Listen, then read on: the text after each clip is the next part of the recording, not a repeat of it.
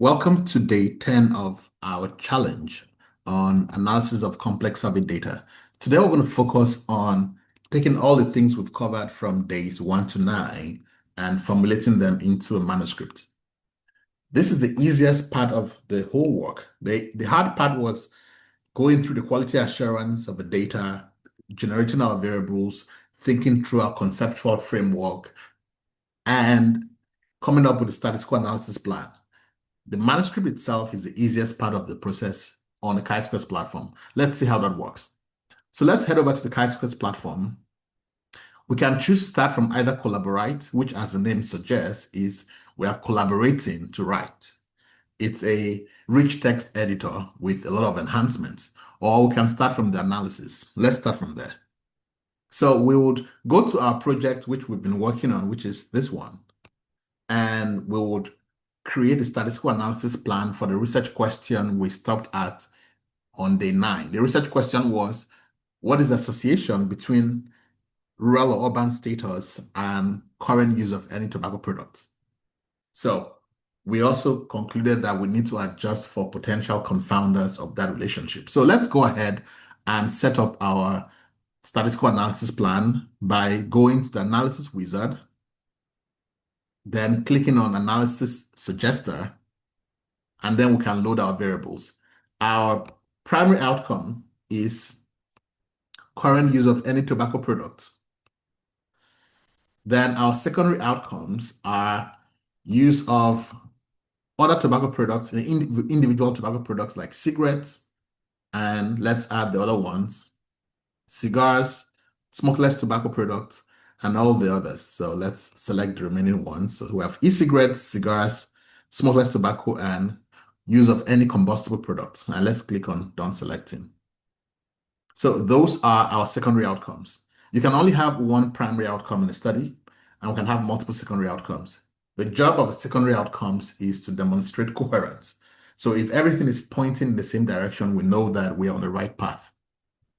Now we'll select the main predictor or exposure variable for our analysis.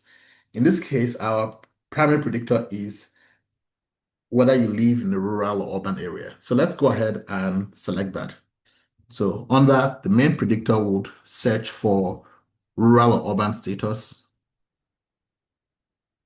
This is the variable here, rural, urban, we'll select that. And then lastly, we'll select the main demographic variables, other key covariates in our data set. Those include variables like your occupation type, and then other demographics like your age. Let's go down and select them. Let's say you have whether you have any disability, your BMI, your sexual orientation, poverty level, your marital status, education, race, your age category, gender, region. And let's click on done selecting. So those are our covariates, and we now have to select whether they are the type of variable they are. These are all categorical variables.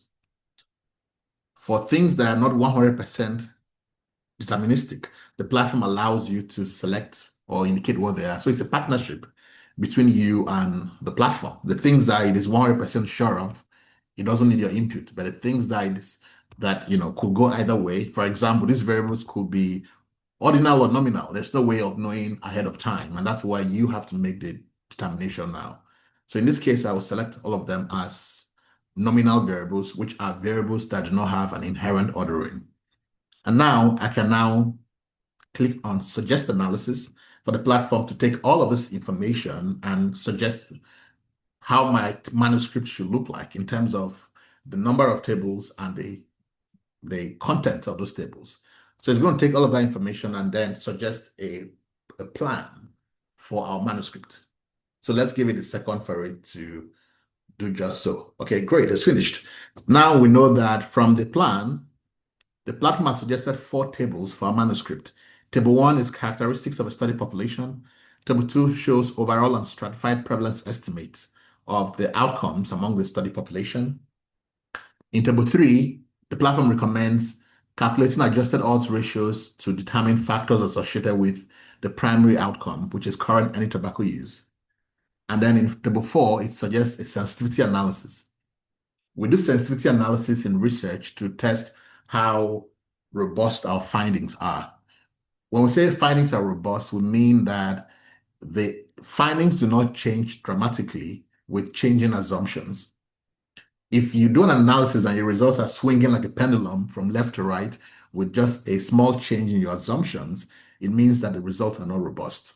So in this case here, the platform has suggested a binary logistic regression. But one thing about binary logistic regression is that when the outcome is very common, the regression model overestimates the likelihood of the event. So in that case here, the platform is saying, okay, we know this about logistic regression. Can we do a sensitivity analysis with a regression model that is a bit more conservative? So in this case, it has suggested that instead of calculating odds ratios here, let's calculate prevalence ratios. And one easy way to calculate prevalence ratios is in the Poisson model. Poisson models, of course, are used for counts, but a binary variable like 0, 1 is also a count. It's just that the count is truncated at 1. So these are the tables the platform has suggested. Now, to run any of this analysis, all we need to do is open the table and click on run. And the order in which we run does not really matter. The platform automatically dynamically arranges the content to fit the manner in which a scientific manuscript should be arranged. In general, when we read a scientific manuscript, the order is that we have univariate analysis first. That means like prevalence and overall prevalence or means or population characteristics. And then we'll present bivariate analysis next. And then we'll present multivariable analysis next. So you can think of it as 1, 2, 3. One variable, two variables, three or more variables. One variables is univariate, two variables, bivariate, three or more variables, multivariable. So it doesn't matter the order in which you run or push the analysis, the platform will automatically realign the content when you push it to the manuscript. So for example, if I want to run this one, I can just click here, run. And even though it's table 3 and I ran it first, the platform will dynamically rearrange the content. Let's see how that works. And by the way, the platform also suggests alternative models. If you don't like this one, it suggests other plausible models that also make sense given the outcome you have. So let's click on run this analysis. And then the platform has suggested the predictor variables and has suggested the reference categories for each of those ones. We can change them, but in this case, I'm just going to leave them the way they are and click on estimate. So now the platform will run the analysis, and then once it's done, it will show the result. It first of all goes through a process of validation to make sure there were no overt errors in how we set up the analysis. And then when it's finished with its validations, it then runs the analysis, processes the results in the background in terms of formatting the tables and creating the figures and writing out the text. So there's a lot of work going on in the background. So this is the output that it has generated. You can see the formatted tables it has created. We also have a plot.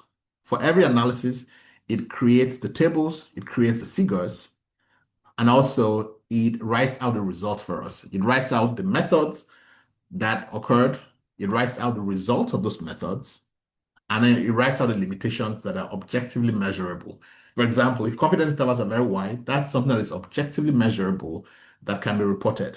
So now that we have finished this particular analysis, all we need to do is click on actions and push results.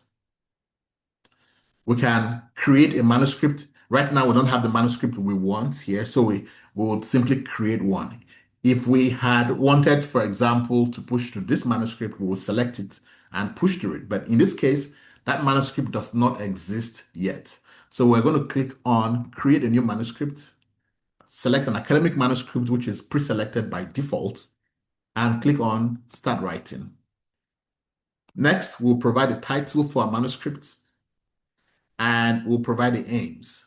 We can type our aims ourselves or we can just ask AI to generate the aims. The platform does not use AI for anything that has to do with data. So that includes analysis or generation of figures or tables. All of those things are executed with rules-based algorithms, so statistical code.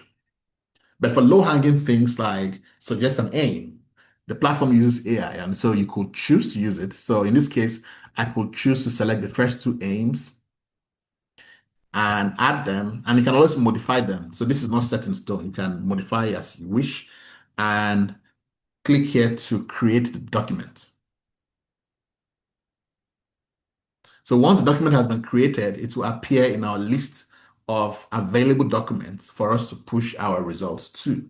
So in this case, this is the document we just created now. Now we can go ahead and push the results to that document. So in this case, the platform takes the results that it has just created, the methods, the results, and the limitations, and it will push it to the document that we have just created now. And so now it has finished pushing the content. Now we have two options. We can choose to go and view the document, which will leave the analysis zone. But as it's going, it will grab the suggested tables with it in an analysis tray. Or we can just say, no, we want to stay behind and continue pushing. We want to push everything at once. So it depends on your philosophy. If you are the kind of person who wants to just finish everything in one task and then go over to the next, you can just close and then you continue with the pushing of the rest. So we push table 3, and that's why now you see it has changed from run to view history. If you want to push, for example, the next table, the platform would again allow us to run the analysis and estimate. So once again, the order does not matter. So in this case, we ran our table 3 first, which was a multivariable logistic regression analysis. And now we're running table 1, which is population characteristics. As soon as we push the results, the platform will dynamically rearrange the content to align with the order in which it is supposed to be presented. So it has finished analysis. We have the unweighted ends or sample sizes. Sample sizes in a complex survey analysis must always be unweighted. And here we have the percentages which are weighted. So we do not weight the sample sizes, but we must weight the percentages. And now we can push the results again to our document. So click on push results. And again, now we don't have to create a new manuscript because we already created this document. So we select that document and we click push. So now the platform is grabbing those results, the methods, the results, and the limitations, and it has pushed it. Now we can again choose to either close the document or we can choose to go and view it. This time around, let's click on view document. So what happens now is the platform will then allow us to take the materials that has been created now, and it would take us to the Collaborate, which is the part of the platform that has to do with manuscripts. So let's wait for a second as it takes us to that second part of the platform so that we can see where we have been pushing our results to. Okay, so it's on the way now. All right, great. So now this is Collaborate, which is the part where we write, as the name implies. And this is just telling you under construction that don't mind how ugly it looks now. You just have to trust the process. Let's first of all go ahead and resolve variables. Resolve variables means simply we want to make the variable names to be human readable, not machine readable. So let's click on resolve variables and also resolve tables and figures so that we can actually see them and it will make sense to us. So you can see here the platform has pushed the results. So this is let me close this. The under construction allows us to later on clean up the document. But you can also access that same button here, this cleanup.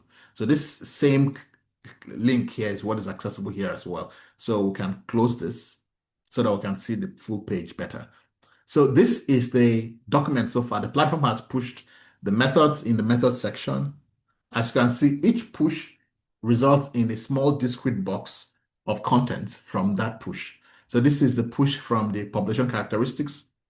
This is the push from the regression. Remember that we pushed the regression first, but as you can see, the platform has automatically rearranged the content so that this comes after this because that's the logical order in which we write manuscripts. And then we have the results here, the platform has also dynamically rearranged the content such that we have the content for the population characteristics appearing first, and then you have those for the regression analysis. The variable names you can see are highlighted here in green because they are nonsensical. There's no way an individual will understand what, for example, age cat. Well, this one might be intuitive, but variable names in general are not meant to be intuitive to readers. So you will have to change the variable names later. And that's where the cleanup feature comes. When you select cleanup, the platform allows you to type in the names of those variables in terms of what their English meaning refers to. And the platform then crawls through the document and replaces those variable names with context, right? And so that's what happens there. So this is how you can then continue. The other analysis that was suggested have come with us to in analysis tray. So if you want to continue running the other analysis, all we need to do is, again, open it, click on resume, and it is resuming within the manuscript. So it's not taking us back to the analysis, but it's allowing us to run our analysis right within our document. So if we wanted to run the next table, we can just simply select it and click on run analysis and then push to the same document. So that's how the platform allows you to develop your content. Now, when you use the cleanup feature, the platform will automatically clean the document up and then combine these cells. So you see, under results, we have different cell blocks. That automatic process will ensure that after replacing the variable names, the system will then combine these different blocks into one coherent block.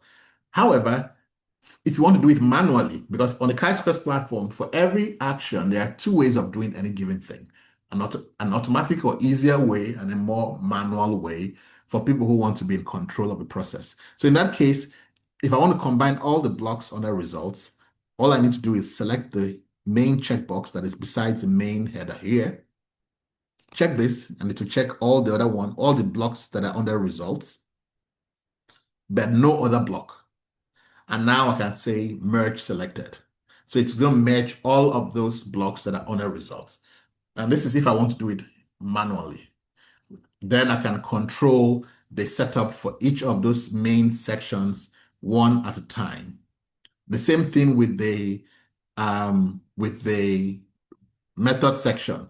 We can check this here and merge selected.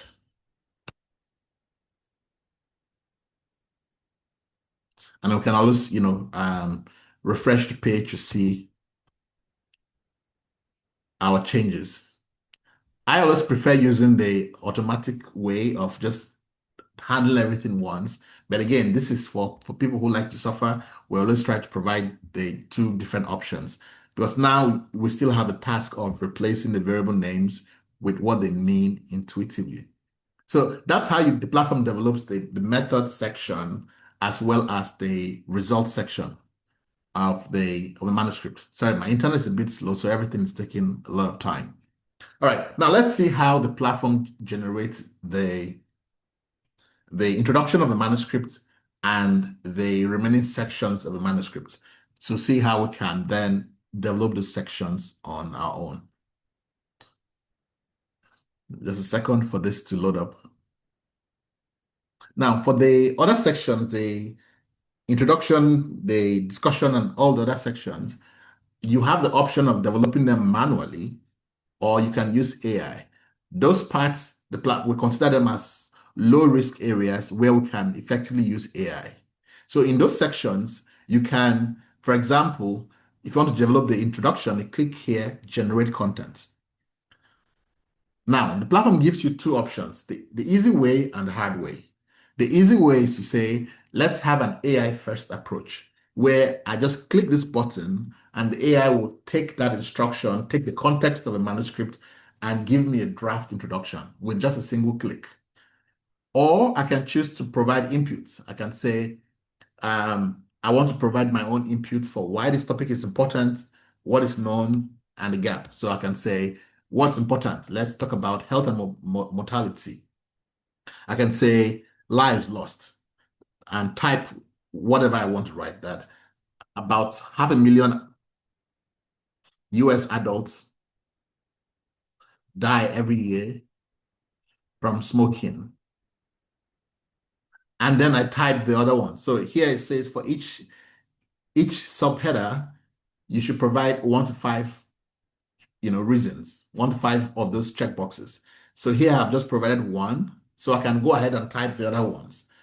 Once I am done with all of those, the platform takes all the information I have provided and will write a very coherent introduction. Then you have to provide those 3 subheaders. Why is this topic important? What's known about this topic? Again, the same process. And what is the gap? The same process. Or if you don't want to go through that process, you can, again, the AI first approach means just a single click. The platform will take the context that it has so far about the topic. It will generate an introduction. And the goal is that at least you have a rough thing to respond to. The goal is not that it should take that introduction that has been generated and go and publish it as it is. It's just to say, let us give you something to work with in the meantime. So it's going to take its time to create that introduction. Typically, it could take between 30 to 60 seconds or slightly more. And so let's wait for it to generate so we can look at how it has structured the introduction for us. So again, in a nutshell, you can generate content with either an AI first approach or a human first approach. What we just did now is the AI first approach, where we say, give us the content. So it takes the content on context that it has and gives us this. So you can see that this is the introduction it has generated for us. And as we clearly want here, we say that this is meant to be a first draft.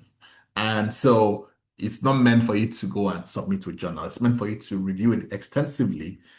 It is also clear that the platform also says that any references that are in here are just AI hallucinations.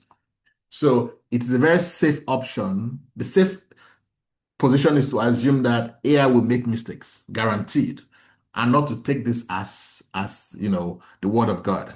So now that we have our text, we can edit it from here, we can type whatever we want, and once we are done, we can push to manuscript. So let's push to manuscript. So it has pushed it into the introduction section. And that's how we also continue with the other sections. The method section, we can click on generate content. And here, the platform asks us the key elements that should go into a method section. But it asks the questions in the form of a form. The idea is that people like filling forms. People know how to fill forms. So instead of structuring the data collection from you for that part in a more complicated way, the information is just asked from you in the form of a form. So for example, what was the study design? You select the options. For example, this was a cross-sectional study, and that is the end of that option. Next question, what ages were eligible for the study? I can select all the ages that were eligible from, let's say this were the study of persons aged 18 years or older. So I can select all those options. It doesn't matter whether your exact options are not here. Just select what is closest to it, and then later on you can edit the content. Next, what was the study setting? In this case, this was a household survey, so I'll select household. The next question says, how were the participants selected? This was a stratified sampling, so I'll select that. Next, how were the data collected? This was with face-to-face interviews. And then next, where was the location of study participants? This was in the United States. So select that. Next, when did data collection occur? This was in 2023, I believe, yes. 2020. I can't remember it's 2020. Okay, let's just put 2024. I can't remember exactly. But again, the whole idea here is that we want to simplify the data collection in a very easy way. Now, with this information, we have all the information we need to construct a thorough and complete method section. And now we can now take this information and feed it to AI to generate the methods.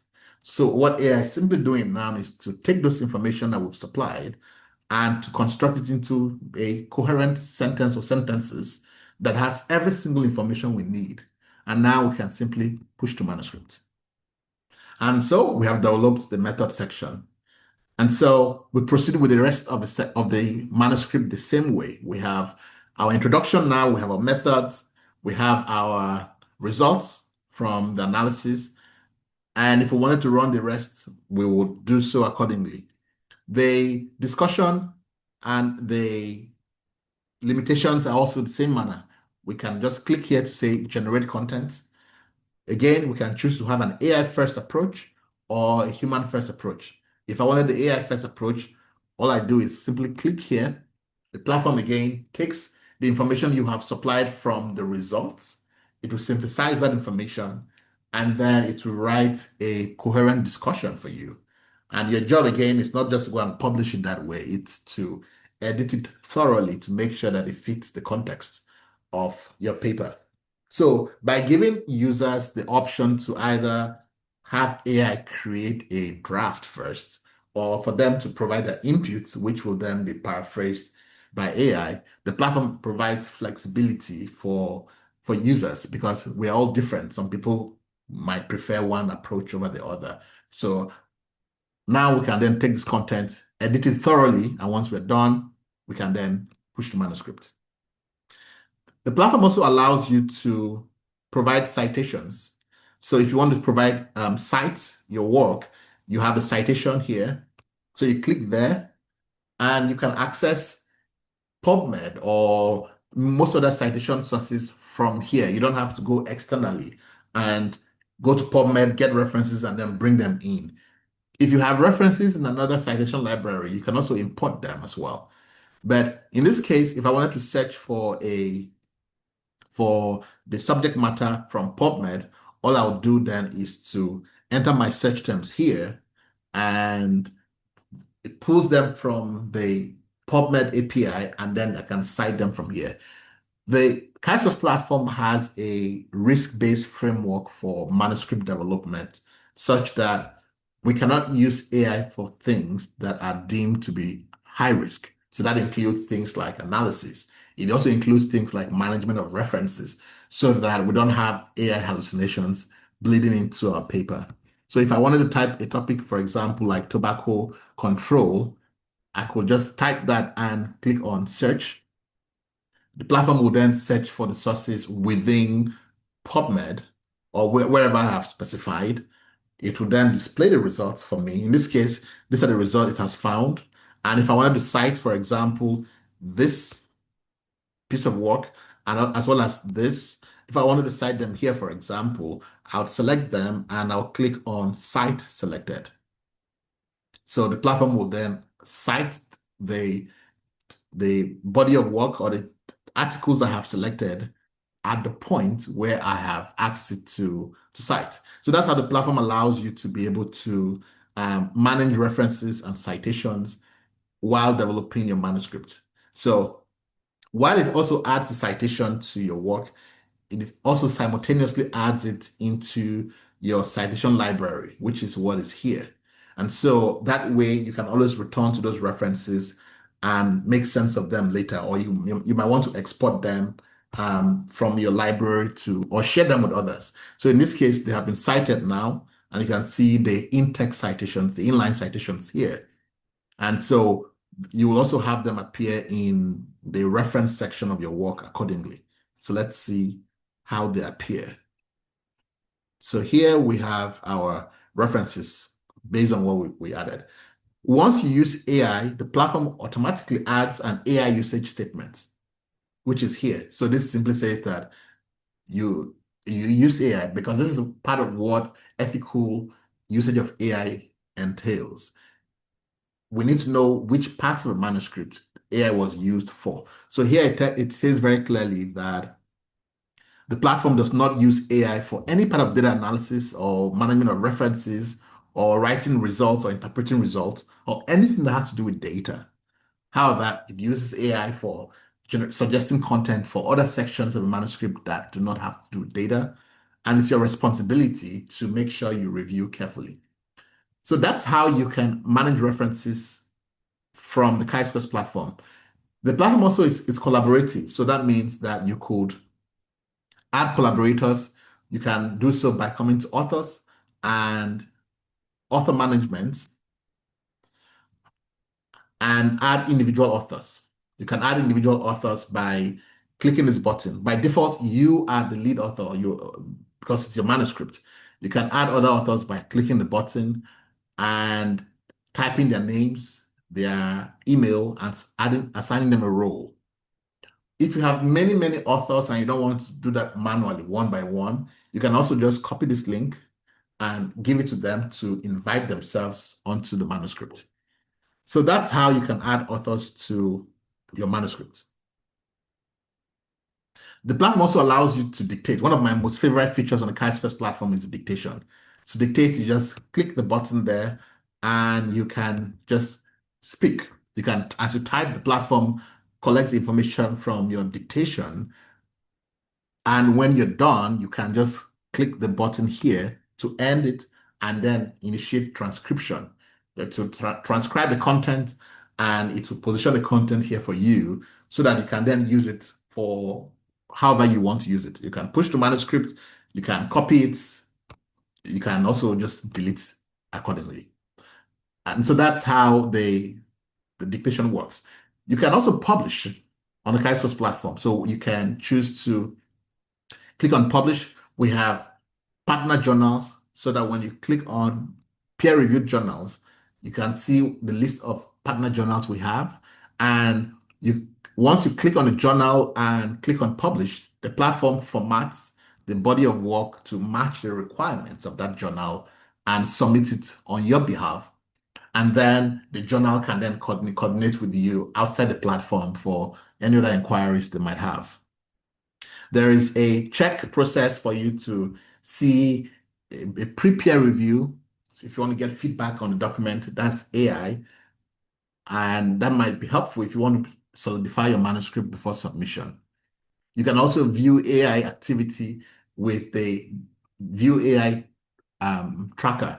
We don't believe that AI is a very little secret that should be hidden. We believe that if you've used AI, it should be very clear to you which parts of the manuscript AI has been used. So that kind of transparency is a key part of AI ethics. So in a nutshell, that's how you develop a manuscript on the Kai's platform. You can change the reference style from AMA to, for example, any other format and make other changes with the settings. If you don't want to use AI at all, that's completely fine too. You can come to settings and switch off all AI on the platform. So I can come here and say, I want to disable all AI. And this is for people who want to suffer. You can say, no, I don't want any AI support. And that's completely up to you too. The Kai's platform is not an AI platform. It uses AI to enhance functionality, but it does not depend on AI to work. So without AI, you can still write a manuscript, but obviously you would have to do the other things manually. So in a nutshell, that's how you develop a manuscript on the Kai's platform. I look forward to you trying your hands on it and sharing your experiences, and so that we can provide feedback if needed. Thank you very much.